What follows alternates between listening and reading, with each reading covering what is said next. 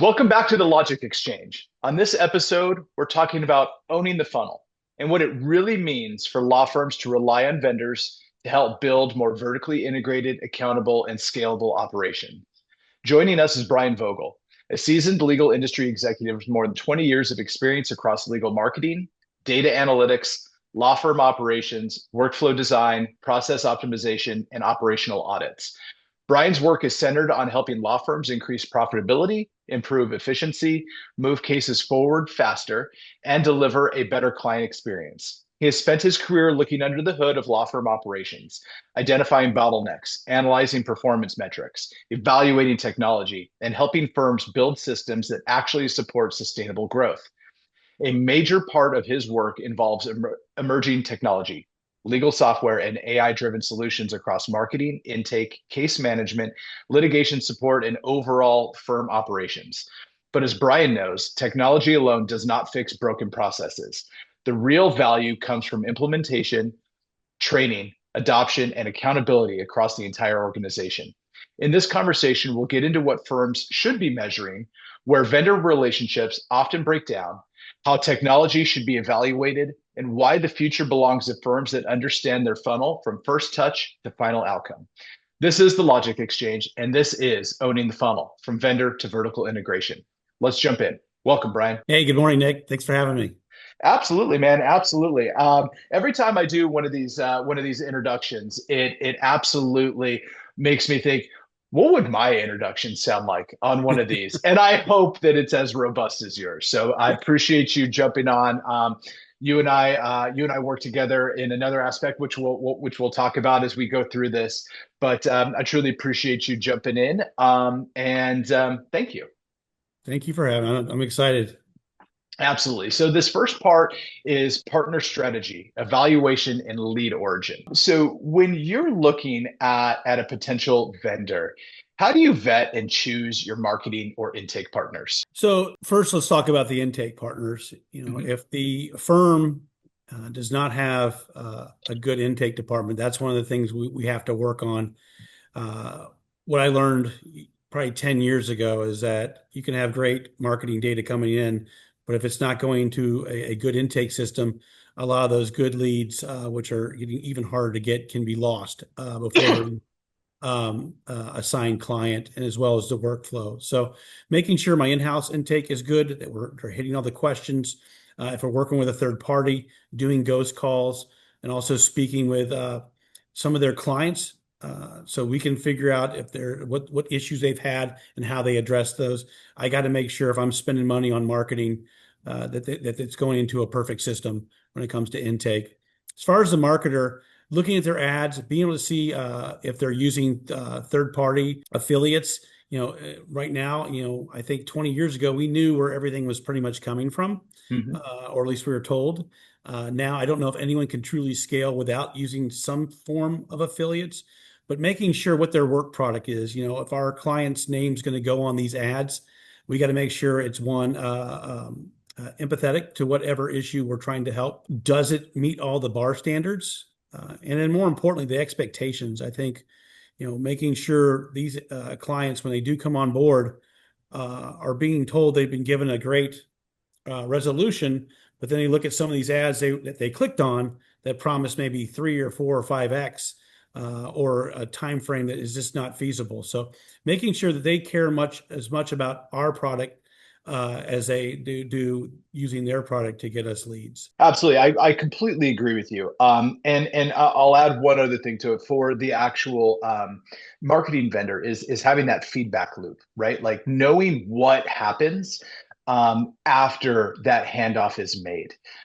is very important, right? And I've always said the same thing. I like to meet all of my partners where they're at. And so one of the things that you said is, if they have a good, strong intake, great. We can do just leads. We can send traffic to you and let you guys run with it. But if not, if you don't have a strong intake, use ours. Ours is in house, and we can do that handoff and get you over the claimant packets that you're looking for. And so I think that, but then after that, having that feedback loop and knowing what is happening as that potential claimant kind of keeps going down the funnel is really, really, really important. And so, great kind of segue. What separates, in your opinion, a basic vendor relationship from a true strategic partnership in this space? Well, I think, in the legal space, it's easy to define that. Most, I think, bad actors in the space are people that are just looking for a transactional relationship. Will just send their product and an invoice every month. It's amazing some of these companies that I've worked with in the fractional COO level role just don't report. They don't get reports back from the client. Like you said, closing that loop is everything. If I Mhm. find out there's a great source, let's get a bigger gauge needle in there. And conversely, if there's a bad source, let's cut off that channel that we're marketing Yep. through. So I think someone that is going to push the client, attorneys are great at practicing all their horrible business people. So if they don't have like a fractional COO or a in-house chief operating officer and or a CMO, I think both are important because of that. You can get great marketing, but if it's going into a bad system, it's not going to matter. So making sure they are going to push the client and sometimes tell them things they don't want to hear. Like, you got to respond to this, or you got to answer your phone, giving them feedback. Because if it's not a partnership, then it's always going to be one-sided. And usually the law firm is the one that's going to be the one that's going to point the finger, and they always have bigger fingers to point back at the Sure. marketer. So you want to make sure that you're choosing the right client to work with as a marketer and vice versa. I think it's both important. Both of those are important. Yep, I agree with you. Particularly when you're scaling a campaign, one of the things that you said earlier, that I say all the time is that in this day and age, if you're going to scale, um, you have to use third party. There's just no way to fit that much inventory through one hose, right? It just can't be done. And so, but with that being said, you have to work with the right people. Look at all of the ads, make sure that everything's compliant, because at the end of the day, it's your bar license that's on the line, right? And so, working with a company like mine or Cason's over at Broughton, right? Or somebody like having a smart reviews do the review, right? Yes, I'm naming everybody that's several people that are in the NLVA, and we'll talk about that here in a second. But it's important, right? Because it's an ecosystem. And it's definitely something where at the end of the day, if we're all rowing the boat the same way and we understand what that landscape looks like, we can operate in that and do a good job. So kind of the last part of this in partner strategy, evaluation, and lead origin. What information should a firm always ask a marketing partner before working with them? Well, their ads they're going to be running, um, what they feel are important KPIs, making sure they're giving the firm feedback as well. I think that's important, and who they're working with. Like I said, once you get to a certain level, you have to kind of go to alternative sources to increase that lead volume, and making sure that these partners are people they've worked with for years, and there's also protections from those people going rogue. I think we've all seen affiliates go bad. Sometimes when they lose two or three of their big clients, they get desperate. So now they feel they got to Mhm. feed that funnel to make up for that lost budget. And then to someone that actually, like you said, cares about their bar card, that is not going to put something out there that puts their bar at risk. But more importantly, we're serving people that need help. And are they going to have marketing that really connects with those people, lets them know that, your problem's now our problem, and do it in a way that doesn't create those unreasonable expectations. And knowing when to say enough's enough. This is the top we can do without sacrificing quality. And I think that's also it's a rare quality in this space to be able to say, you know what, this is a great budget. There's enough room for everyone to work with good marketers. You shouldn't just be working with one good marketer. You may want to Yep. put 50-60% of your marketing for your trusted ones, or 40% and 40% for your top two.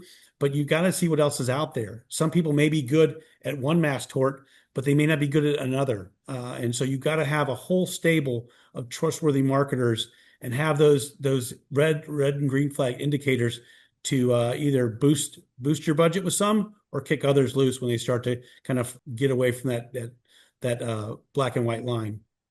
Yeah, absolutely. And one thing we've kind of alluded to it a couple of times this morning already on with the National Legal Vendors Association. But One of the things that would be great, and it's something that we're working on right now, as we both know, is the industry guidelines, right? And the questions to ask.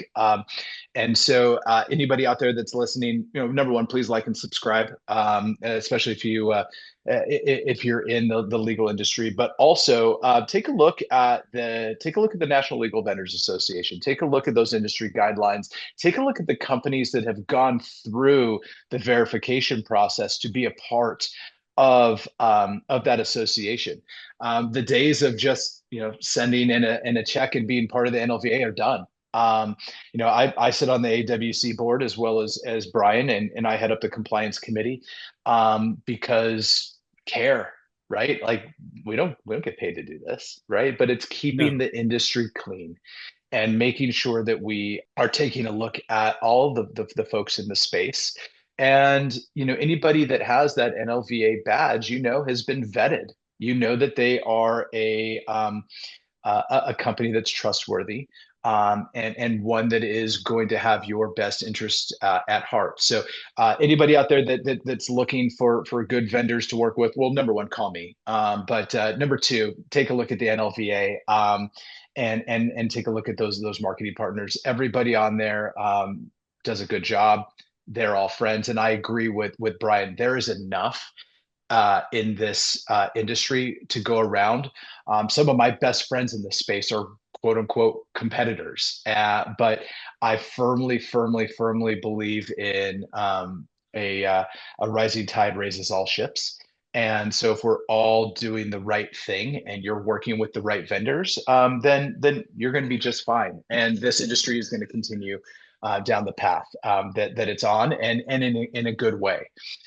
So now, the second part of this is lessons learned and ethical sourcing. And so I think that they kind of shake hands with what we were just chatting about. But Brian, you've been doing this for a little bit.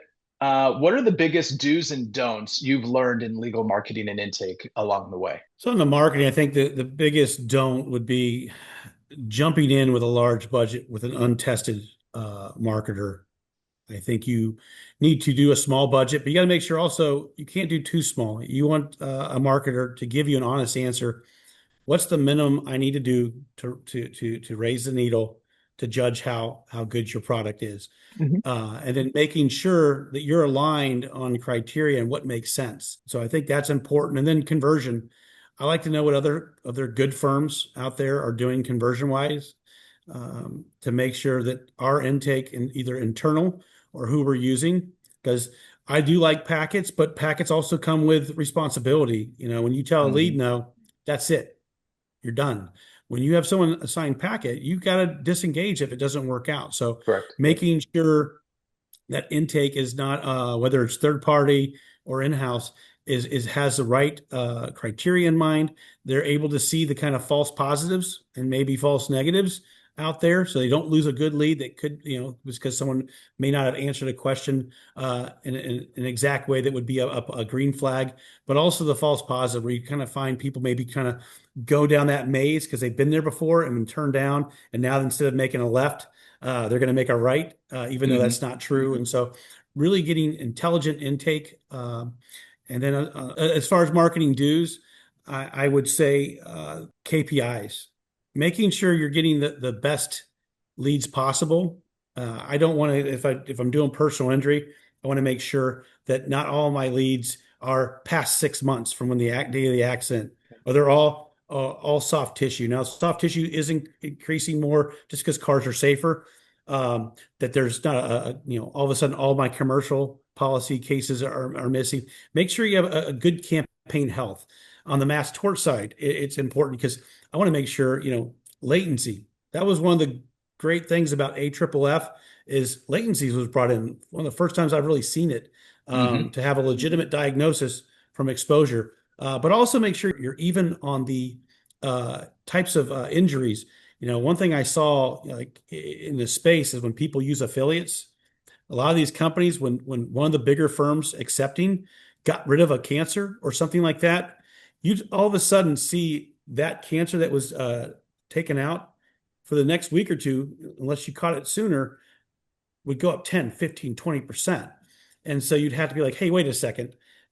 We just found out late that the criteria changes. We want to get rid of that criteria, that cancer as well. So making sure you're looking at the KPIs on the campaign health. It's not just what's converting, but are you getting everything that is kind of the worst case scenario, what may potentially be qualified, or is it diverse? That way you can give feedback and say, hey, we have way too many prostate cancers in AFFF firefighter foam, which a lot of people found out the hard way, Yep. Yep. even though everyone swore to us like prostate's going to be the best, but they very quickly cut that loose.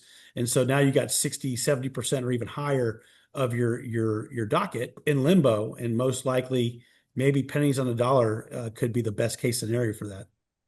Yeah, no, I completely agree with you, and that's an excellent example because I saw that play out in real time on an AFFF campaign that we were working on. And to your point, yes, you as a marketer, you have to make a decision on what you're doing with those marketing dollars that were already spent. I mean, that's a sunk cost at that point. And so if company A removes an injury, but company B still has it in there, more than likely company B is going to see an influx in that because the marketing costs are the same to generate one way or another for any injury.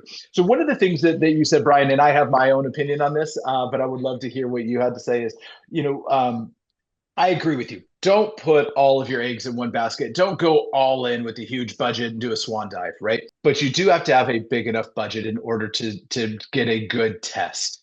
In your opinion, what's a good budget size for a test? It depends on the tort. It depends on the geography. If it's All right, single take event, take take take take budget out of it.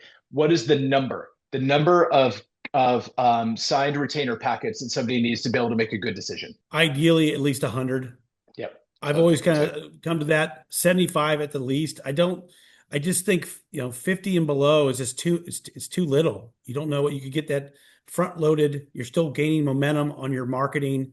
And so I would say 100 is kind of the floor, maybe 75, because some of these also aren't the easiest torch to get. So you could be looking at a five, six, seven, eight, nine, $10,000 cost per acquisition or I want to say cost per signable or mhm. cost per compensable. Because you got to make it through that second round of cuts because you can sign anyone up, but then you got to start doing the research Yep. on it, and then you get to that cost per compensable. But I think 100 gives you that data that you can make an intelligent decision. It's still mass torts. Those things are very unstable at times, but they're a great thing to be part of. You're really helping the public, but you got to at least have something to judge how good's this tort going to be, and how good's this tort going to be for your own office. I've seen people that will do like sex abuse on Mhm. there, and the problem with that is they want to do the same processes that they do with a medical device or a drug, and you can't do that. So something like that may require a little bit lower number because you're having to expand a lot, not a lot more, expand more budget, but also more bandwidth because it's going to take a lot more people to get involved to do the intake because you got to make sure you have the right people. Are you Yep. outsourcing it?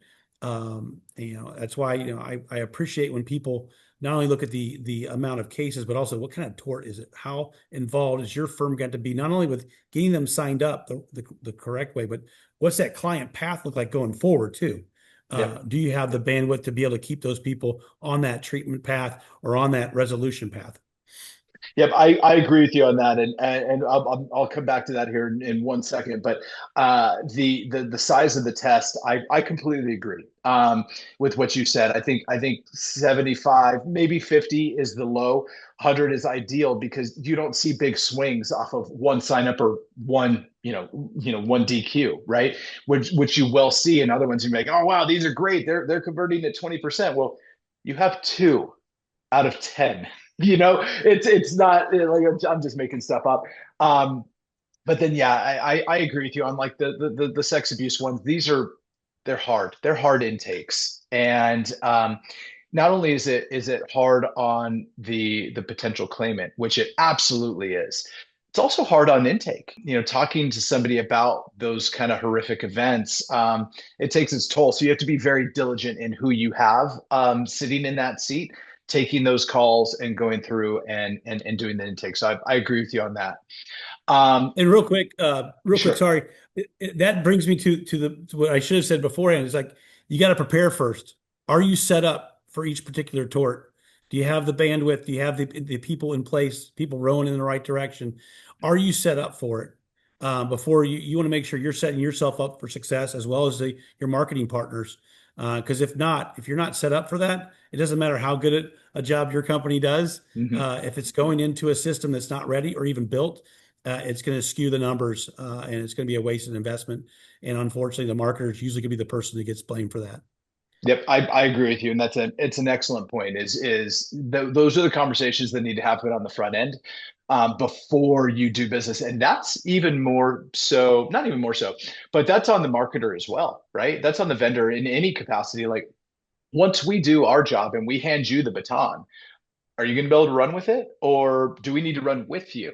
Right. And then that's where you start layering on these other pieces like a smart reviews or somebody to do workup and that sort of thing. Because it really depends on what the firm is built to do. So I like that answer. That was a great addition. And that's the Couple difference more in between this an one. order taker. Oh, sorry. I Yep. was gonna say that's the difference between an order taker and like yourself, a consultant. You Yep. got to be consultant. You got to make sure. I learned it from someone that I don't. He's out of my network. It was the Sure. one thing I did learn from him that was good is being Clark Kent before you're Superman. Really making sure Yep. what are their expectations, because if you have people with unreasonable expectations, it doesn't matter how good your marketing is. It's never going to be enough. So sorry, just want to make sure Oh that no, you're good. that's No. This the is order this is what takers this and is built consultants. for. Yeah, this is awesome, man. I like to think of myself as a strategic partner in this, right? Like, what are your goals? That's what we typically sit down and talk about beforehand. Are you looking to be on the steering committee? Are you looking to build a docket? Like, what are your actual goals with this, so that we can tailor this to meet those goals, and so that I can hit the expectations that you're setting. So I do appreciate the addition of that. Just a couple more on this one, and then we'll jump into defining success and some real performance metrics. You know, everybody always talks about volume and scaling and all of that, which is great, right? Everybody wants to do as much business as they can, but how do you balance volume versus verification when you're scaling? A lot of that's before you start, like that Mhm. pre-work. Uh, you know, I always like having benchmarks that the law firm needs to hit, whether that's them working up internally or if they're referring them out. Where are the benchmarks? Where are the exit ramps? What do we need to get to before we start pushing more budget? And that's going to come out of that first, 75 to 100 leads. Well, where do we go after that? Well, if we have this kind of diversity in a good diversity in the campaign health, then we can go to X number. If we get to this level, then we maybe want to do maybe try another test budget of another 100 or maybe Mhm. 200 to get data and then go full force. But you got to have benchmarks because eventually you're gonna get over your skis, and you got to figure out when do we need to bring in new people and how quickly is it going to take to get them trained and onboarded, and making sure that quality does not decrease just because you added some more bodies. That also means bringing on technology, which I know we're going to discuss later, but that needs to be part of the situation as well. Companies like K-Stats and those kind of things out there that can kind of help take away some of the bandwidth by communicating with people. And Mhm. also, if you're doing the single event, keeping them in treatment is important. So I think that's the thing, is like establishing benchmarks and making sure the decision makers are all in that room when you're doing that presentation. They're all getting buy-in. You ask them individually, does this look good? Because I almost want to record Mhm. it, because look, people have buy-in. This is marketing at the end of the day. It would be Mhm. great if it was predictable. It's not. There's a reason why only certain people can do this long term. And no company's perfect. They're going to have their ebbs and flows. If they don't, I would question that. No one can be perfect in this space. There's too much private equity money out there that can kind of take a little wind out of your sails, and you have to Mhm. adjust and get back up there. But I think that coming up with those benchmarks, getting buy-in, and then weekly meetings, if not bi-weekly initially, getting feedback back to the marketers, but also getting feedback from the law firm and say, hey, we're progressing, or we're ahead of schedule, or before schedule. If we're ahead of schedule, can we make this bump and next week as opposed to we targeted maybe May. So that way everyone's involved and there's no surprises. Absolutely, yeah. You took the thought right out of my head. Is that in these kind of situations, the more planning you do on the front end, the more communication you have, the less surprises there are. And nobody likes surprises, particularly when those surprises end up being six, seven figure surprises. Nobody likes that. So I love that. Last question: what does ethical and compliant claimant sourcing mean to you? I think after Camp Lejeune, I'd probably show a picture of a unicorn on there. I think Camp Lejeune kind of changed everything. That was Change the the game. it was the most budget we've seen in that short period of time, and I thought it was a there's some good firms out there, but there was a lot of law firms and obviously marketers that it was just greed, real greed. And I think that the what ethical marketing is it's a group effort. So everything is transparent. I don't need to know your secret sauce ingredients, but I need to know what you're doing. How are you vetting these? How are you protecting us from TCPA violations? How are you Yep. protecting us from fraud or unreasonable expectations or horrible ads that are going to get me potentially sanctioned? It would take a lot to get disbarred for a bad ad, but those kind of things. I need to be able to, it needs to be, we need transparency. I guess that's the best way to put it. I need transparency on what we're doing, what kind of ads have my name on it. I did love the fact that the Colorado passed that law that's taking effect soon, where you got to put a name to the face. And I think it's important. I think it's going to help Yep. everyone.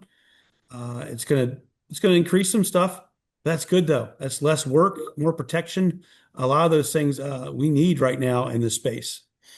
Yeah, absolutely. I mean, Colorado kind of taking that page out of California's playbook, right, with the California SB 37. We were all, well, in theory, all prepared for this one to one last year, and it or 2 years ago, but it didn't end up coming to fruition. And now you're seeing it starting to roll out. So anybody that has their hands in the air and is yelling at the sky, shouldn't be surprised by any of this. And yes, it is going to change. It's going to change the unit economics a little bit. But as long as everybody's on board with that and they understand, then you know what? You're getting a cleaner product. And that's one of the things that I say all the time, where like I may pitch out a certain price for a packet, and they're like, well, that's really high. That's like 2x what your competitor quoted, and I'm making stuff up right now. And I'm like, well, that's all well and good, but you're going to see it fall out because of this, and this. So you're going to pay this no matter what. Do you want to pay it on the front end or the back end? Because you're paying that number, right? And so I try to come in with kind of the all in number that makes sense, that understands that there is going to be some fallout for any number of reasons, but should ultimately be a number that the law firm is okay with to acquire that docket. And I think that having those conversations on the front end eliminates some heartburn on the back end, and I think that it's a very wise thing. So I do appreciate your answer on that. And Um, then can I just add real quick? Sorry, yeah, yeah, because it's a big topic. It's an yeah, important topic because yep, I think 70% of the issues are on the attorneys nowadays. They don't research what their companies are doing. I know they're busy practicing law, but the good news is get some fractional leadership, get some in-house leadership. It doesn't have to be fractional. I like fractional because you can get a little bit of a discount, and usually some of these companies have multiple people working on your account. But I look at the if you see one of my posts with the Uber assaults, hmm I think it was JC Lead Gen. I posted about it, and you've got a woman being assaulted on her front porch, then being carried away, and then you have people doing dollar bills and talking about settlements. Those kind of things are going to cause reform, and it also hmm hurts the victims. There is no you're creating these people to relive their worst events. You're traumatizing them. So I think ethical marketing includes being empathetic to who you're targeting. Right expectations, and the attorneys have got to ask for this. They have all the power. Same thing with the funders. Funders and the attorneys have the ability to put the bad players out, and they're going to see They may see their costs tick up a little bit, but their expectations, more of these clients are going to stay in communication, which increases your ROI big time. And then more importantly, you're really going to help the space and put the pressure on the defense now because they don't have people being signed up for the wrong expectations or looking for a check when they haven't experienced, whether it's a drug, device, or an assault, unfortunately. They're just trying to get a paycheck. So I just wanted to make sure I mentioned that like there's got to be ownership by the law firms because at the end of the day, they're the ones writing the checks for these Yep. ads. Yep, absolutely. I completely agree with the distinction there. It's the last thing that you want to do is make somebody relive their worst moment in a in an ugly way. It's already ugly enough, right? Like so let's be cognizant of that and make sure that we're ultimately keep our eye on the prize, which at the end of the day, you take away the business of law, you take away all of that. It's really helping a victim get as whole as possible again. It doesn't, can you ever get back to 100%? I don't think so, right? Like in any one of these things, but And those people it's change about the taking care future of so them. people aren't victimized.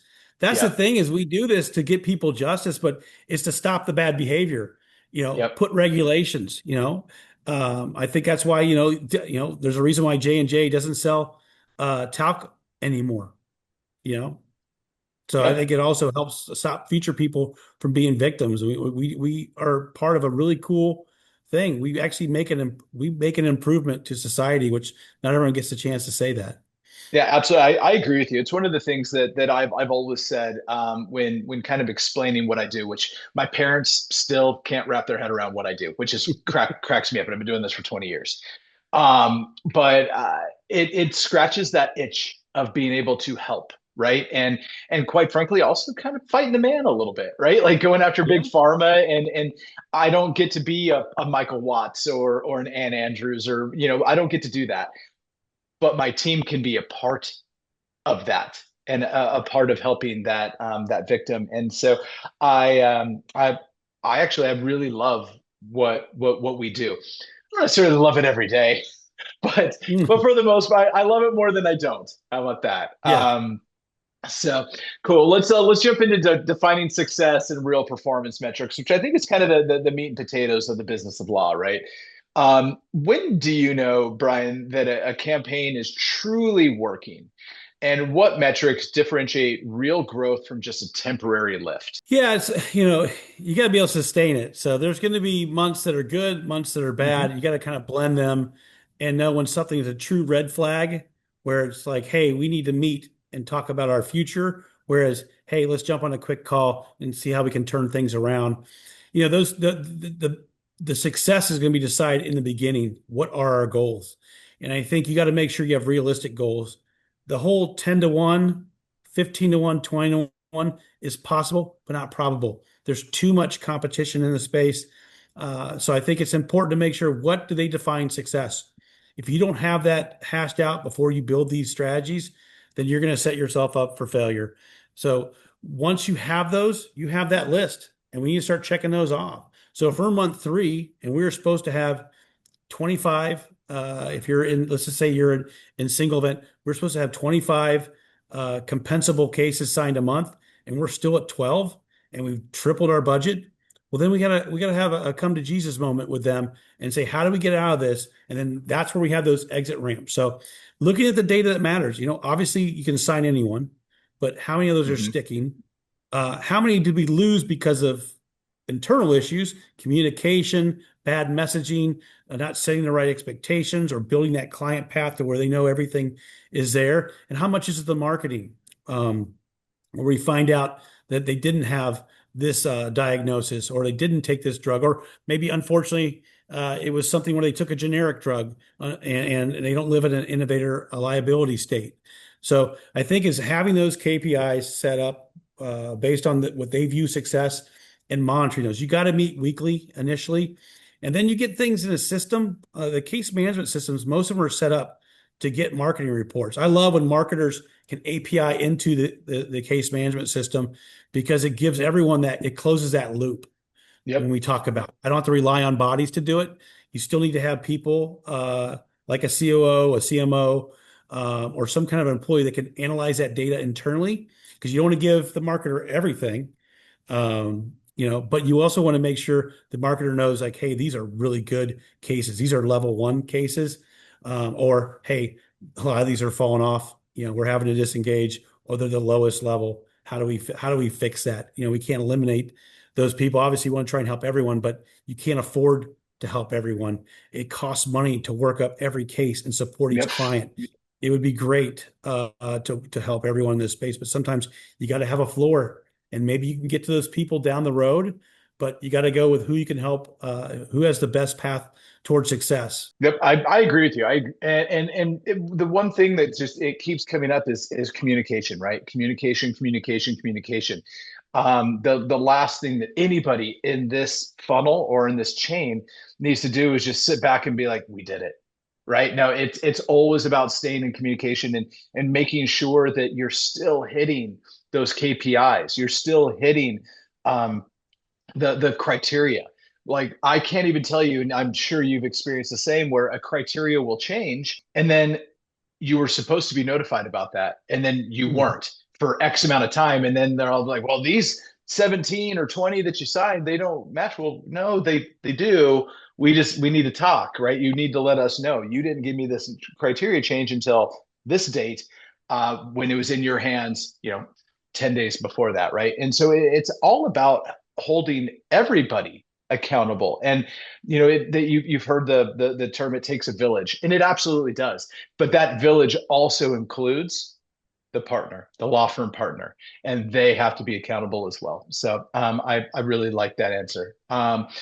So how do you evaluate ROI beyond just a simple cost per signed retainer? It varies. Like in single event, I need to make at least a three to one. A Mhm. third of the cost, you're making back your marketing costs. A third is casework up.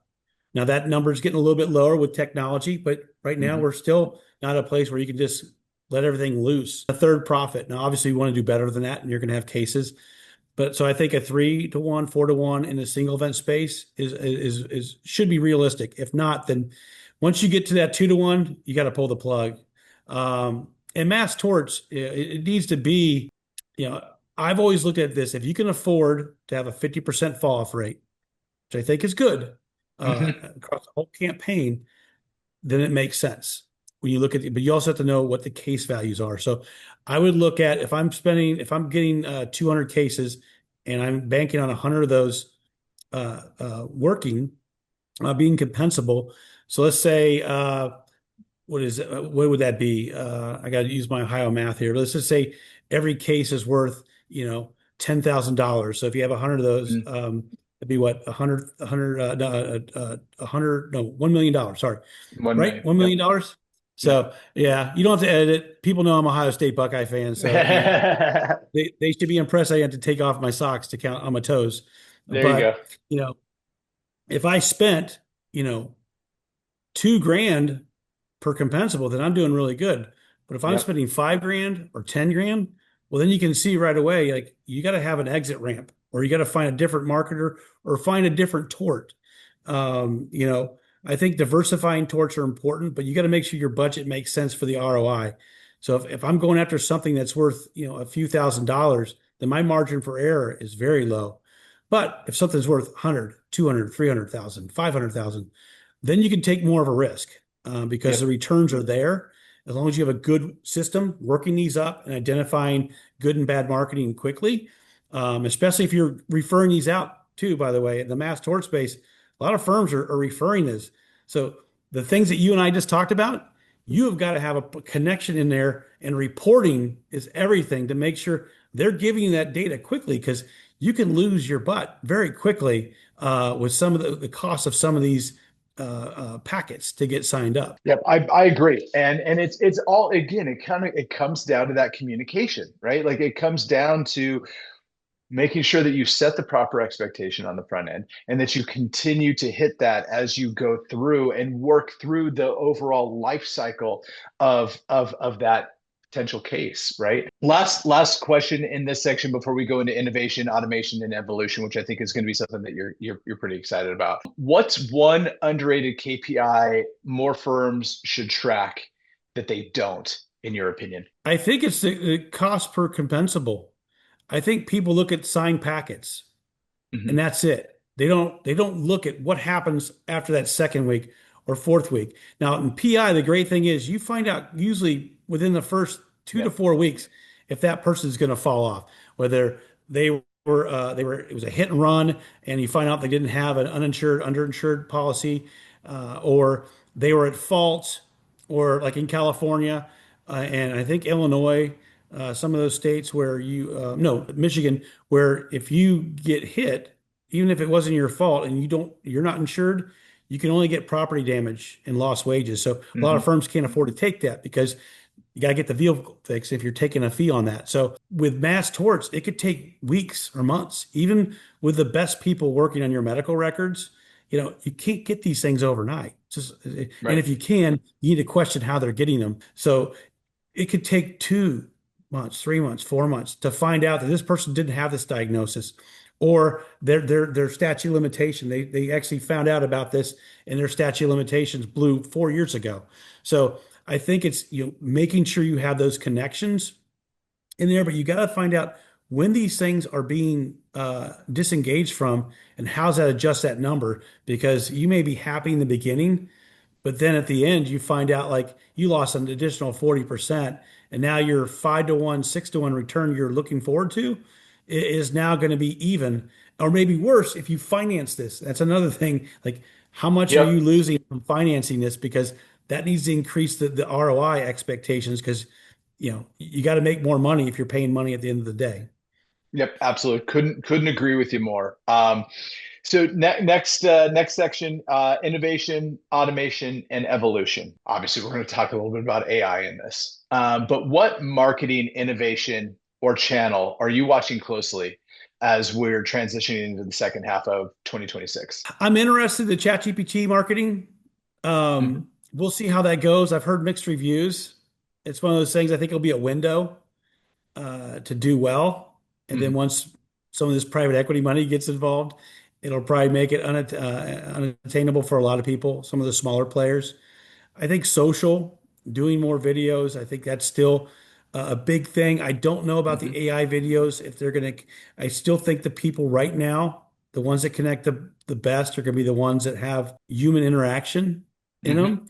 But I think it's paying attention to those and your competition. Uh, I still think there's a space for TV and radio, for traditional. And then, as always, you got to make sure you're paying attention to your grassroots. If you don't do anything outside of this, how can you expect to convert everything? You need to have a good, like if you're just doing a mass tort, you need to have the best website. You should have the Encyclopedia Britannica entire collection on, let's just say Roundup. We'll just use an old one. Sure. Because if you go there and you have one page and the rest is things that don't have to do with Roundup or even mass torts, you're losing credibility, which means it's going to hurt your conversion with the marketing you're doing. So making sure you're well-rounded. I think it's always going to be something to pay attention to as a whole. But I think social media, getting more involved in that, and then the chat GPT and AI ads are going to be something you have to, it's going to be a necessary evil, but you got to pay attention to those numbers because I think just like AI, there's going to be some hallucinations on your results. Oh, absolutely. Trust but verify. That's the way that I look at it is trust but verify because I've seen ChatGPT just make stuff up and it just makes it up and it's like not so much anymore, but it definitely at the beginning. And you still see that. So you have to be on top of it. But I agree with you. The law firms that make themselves personable. I'll just continue to pick on my buddy Michael Watts, right? He is, in my opinion, one of the best at making himself personable, making himself out there for the public to see and know that he's just a real guy. The real dude in Texas, loves his Spurs. Sorry, they didn't win, Michael. But he loves his family and makes himself personable. He is relatable to these folks, and I think that that's really important. So Michael checks in the mail, by the way. But it's definitely something that I think people can take a page out of that playbook and see, it's not, yes, you're a lawyer. Yes, you're an attorney. Yes, it's a very professional, upstanding, buttoned up industry, but people remember the way that you treat them. And people like to work with people that they like. And so the more personable you can make yourself, the better. So I think that that's really important. So kind of jumping more into the AI side of things, how are automation and AI changing the way that you manage claimant qualification and communication? Well, on the front end, data analysis. I can't remember the name of the company if it's Speed AI, but they're the way to use AI to analyze intake. You know, Mhm. making sure you're putting a level one case up here so everyone's on top of it. You're still taking care of everyone, but some of these have to be elevated because it's more complex. It needs more Mhm. hands to get involved in it.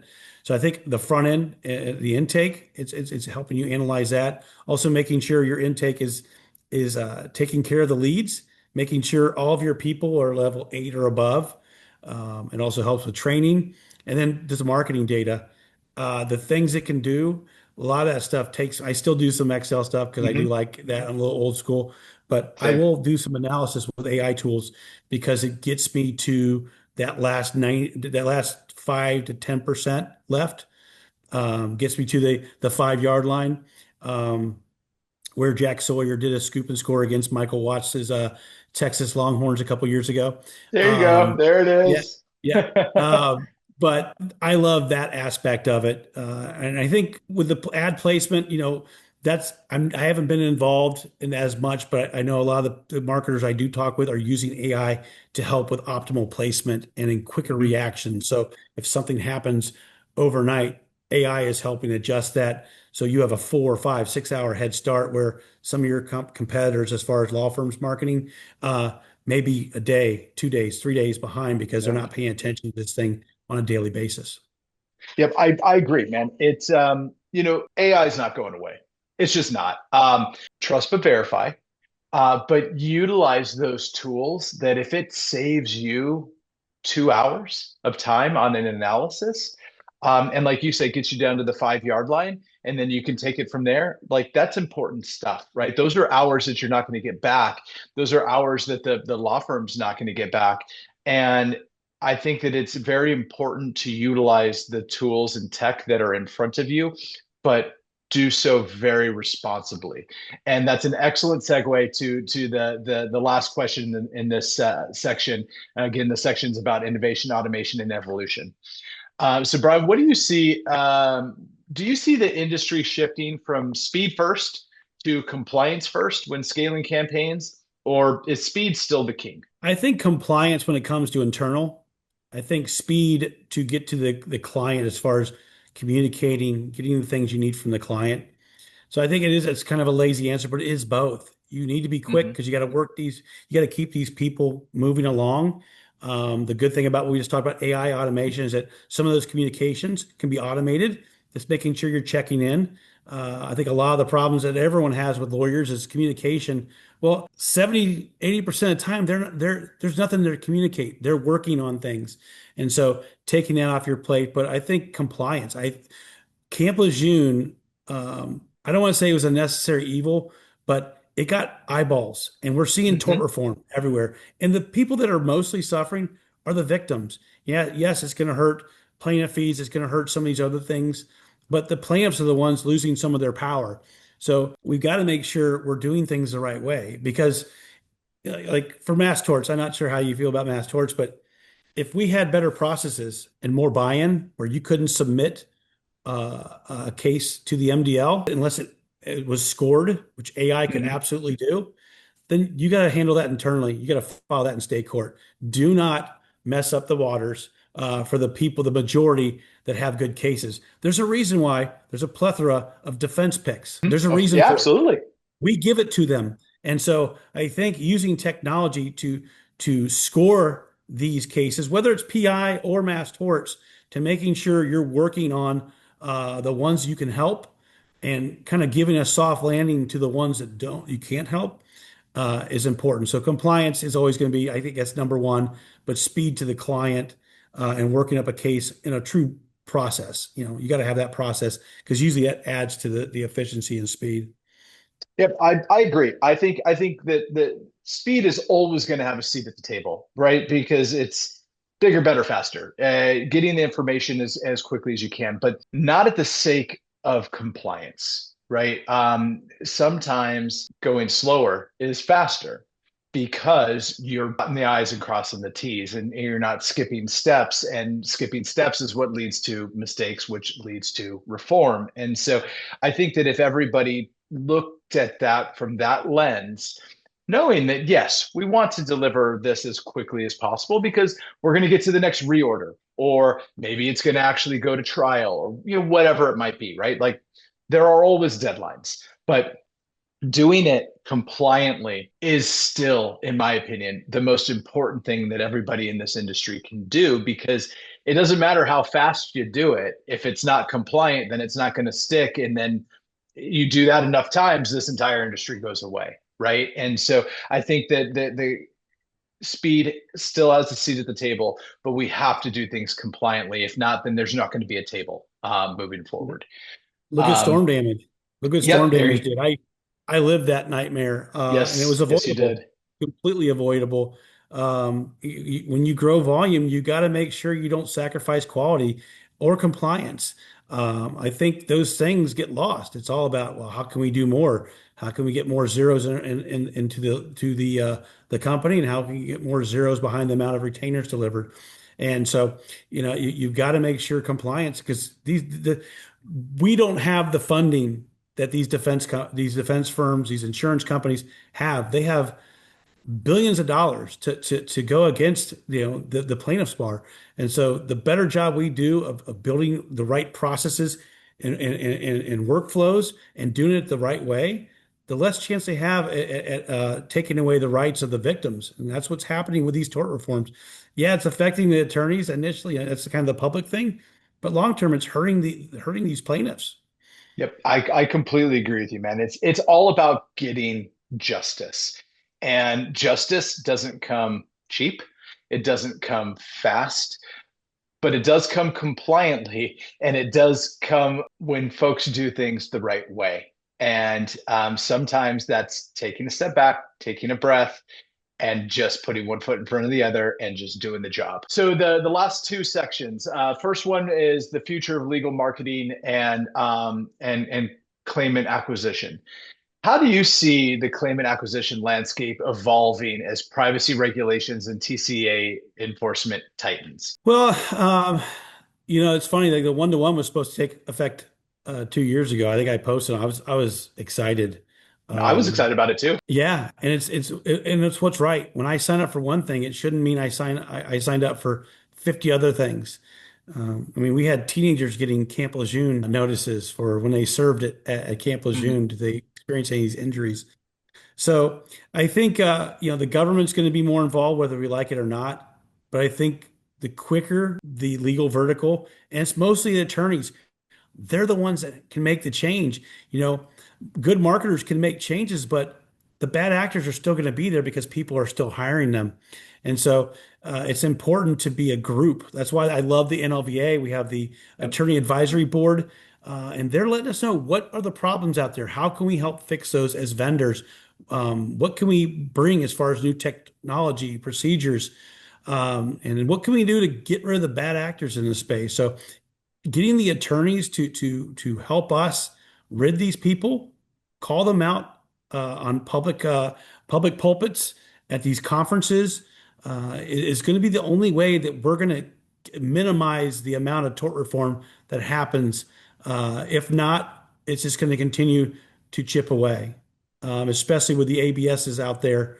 Um, that have put a big spotlight on the legal space. And don't get me started about, not all, some of the marketing companies that have an ABS and the muddied waters that can potentially, just some of them, not all of them, but some of Right. them. So we got to take ownership of this, or the government's going to. Yep, I agree. Just do it the right way. Really, like it's as simple as that. It's that is a very loaded statement, but it's not hard to do things the right way. Sometimes it becomes more expensive, but That's a price that most good marketers should be willing to pay, in my opinion. What does the future of mass tort claim and acquisition look like to you? Mass torts is an interesting space. I think we're still waiting for people to get paid on Boy Scouts. Hmm. 3M is one of the very few that's really started paying. I think there's been some Zantac, but it's been a volatile space. There's been some misses. There's also been people starting to realize that some of the firms they've been referring their cases to didn't really work them up as much. And so you're coming to the realization that your 45% retention rate is now 15%. And no matter what you bring back, you're still going to lose money because of what you owe on the loans that you spent to get that. So I think marketers have got to be as ethical as possible. They've got to get buy-in. They have to have true conversations on what an ROI is because it can't change. The ROI can't change because of a tort or because of X. That's out of the marketer's hand. You got to make sure this is what you're looking to spend as long as we have this criteria. And then if that criteria changes, then you may need to have that meeting with them and talk about what this means because it may mean, okay, let's work with what we have right now and move this money to a different tort or to whatever it is. You can't just keep going straight forward when a criteria changes happens unless you have that conversation that okay, this is going to change the ROI expectations because now we just got rid of 30% of what's out there. So your cost instead of 5,000 a packet may be 7,500 a packet. Well, that changes the numbers. So I think having those conversations, resetting expectations when there's those milestones, whether good or bad, that happen, and just making sure that they're realistic. Being able to tell them like this is not realistic, or we need to get off this exit ramp. Doing the thing that is best for your client, as opposed to what's best for your company's bank account. Absolutely. I completely agree with that. And it boils down to kind of the main theme of this whole thing is communication, right? Talk to your partners about this stuff. Relay this information, good or bad. There's a way to learn from all of this to continue down that path. So Brian, last section. This is leadership, culture, and philosophy. In your opinion, what's the hardest part of leading a legal team in today's legal environment? I'm probably going to catch slack for this, but there's very few people that have the experience I have with both marketing and operations. But I think most law firms just they run and they succeed because they have some huge results that hide some of the inefficiencies. But firms have got to take a look, do an audit, have a company come in and do an audit, or even if you have a colleague or someone, find out how operational your firm really is. Because when you do that, you're going to have inefficiencies. There's not one law firm that's operating at 100%. Maybe at best 90%, but that may be a handful of law firms in this country. So the better you work internally on having the best processes and workflows and procedures and protocols, as well as staffing, the right people, right seat, and then also making sure that you have those in place before you make a big investment in marketing. Because if not, you're going to set yourself up for failure. So making sure you have those things in place, because that creates good culture. When you don't have those things in place, the culture is awful. You have people that are stressed. You have deadlines missed. You have people infighting, trying to point fingers. Take that out of the system. Build good processes, and then you can put it on cruise control. You put the right leadership in, the owners can just get high level reports because the small Mhm. issues are going to stay small issues. When you don't have them in place, you have something that could have been solved at a 2, it's now a 9, and now you're looking at blowing a statute and having to write a $300,000 check because you blew someone's opportunity to get justice. Yeah, I love that, and it again kind of comes back to it takes a village, right?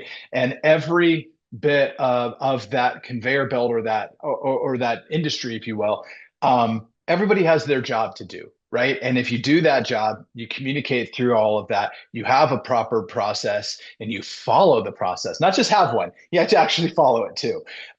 You're going to see this through to fruition. So I do like that. Just a couple more questions, and then I'll cut you loose. Truly appreciate you being on today. Um, how do you foster a culture that values both growth and integrity? Well, it's choosing who you work with. When I was younger in this space, I worked with everybody. especially in my final days. You worked with anybody that would sign a contract. Now, I was still a good consultant and had to do a lot of extra work to make sure my clients produced because final was unfortunately one of those ones that heavily reliant upon that final.com Hmm. link before Google actually started doing multiple algorithm changes. So I think is choosing people you can root for, people that are going to answer your calls, people that are going to be a partner and give you feedback and be able to take criticism as well as yourself being able to acknowledge when you make mistakes and move from them because this is not a perfect world. So working with the right people. I know it's going to result initially in smaller, smaller client bases, and for the salespeople, smaller paychecks. But long term, you're going to build a whole stable of people that trust you, that rely upon you, that call you up and say, "Hey, happy birthday." People that get involved with your lives that you're invested. When my people failed, I took it personally. It sucked. When Zantac dropped and when we dropped prostate cancer from, I told these people, like, these are good. This is what I'm being told by the powers that be. And I'm not saying those Yep. people made a wrong decision cutting it, but you want to be able to feel bad when for the lows. Make sure you pick them up and set them back on a path for success. But choosing the right people to work with. If you work with a one-way company where they're relying on you for everything, and you're not physically in that office, then you're going to set yourself up for failure. You got to have a two-way street with these people. And for the firms that are doing marketing through you and referring them out, they have got to hold those people accountable, that litigating firm, and they need to give you the access that you would need if they were working those up internally. Yep. I agree. I've told the story a couple of times on the podcast, but a good friend of mine, Harlan Skillinger, I'm sure you know him as well. We email agency had an event during National Trial Lawyers earlier this year, and it happened to be during the Golden Gavel Awards. And I had invited Harlan to it because I didn't realize that there was a time overlap, and he was upset. And I understand why, right? That's his Super Bowl. And cutting to the chase, we fixed it, right? Like we changed the timing, changed all of those things, and and he literally was like, Nick, thank you. Nobody's perfect. Everybody is going to make mistakes, but it's how you clean them up that matters. And Reaction. I think that that's true. It was one of those things that just stuck with me. So last question, brother. Again, appreciate you. What's one piece of advice you'd give to firms trying to modernize their marketing and intake operations today? It would be get an audit, get an audit, get an audit, because I learned years ago you can't just look at marketing as marketing. It's what's it going into, not only what's it going into, but what's that path it's going to take. All of those affect how well marketing is going to perform. You can start off with leads that are going to deliver a 10-to-1 return at a law firm that does their job. But with you send your leads to that firm and you may end up with a 2-to-1 because their intake is slow. It's not effective. They're not empathetic. Or their workflow, things get lost in the shuffle, and then clients become unresponsive. There's a lot of things. So get an audit. I don't care if you hire someone or if you do it internally, get someone in there. And I would say the 1B on that is get an operational leader in there, preferably someone with some marketing experience.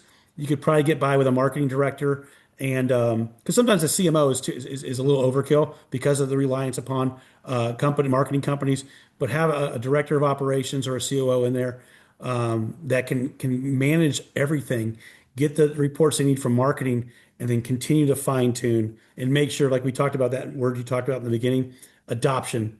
Anything you integrate or add, it's got to be adopted. If not, it's just going to be wasted. Yeah, I agree, and it's important to just understand, at least in my opinion, understand everybody's role in this, right? And where do they sit? What can they actually change?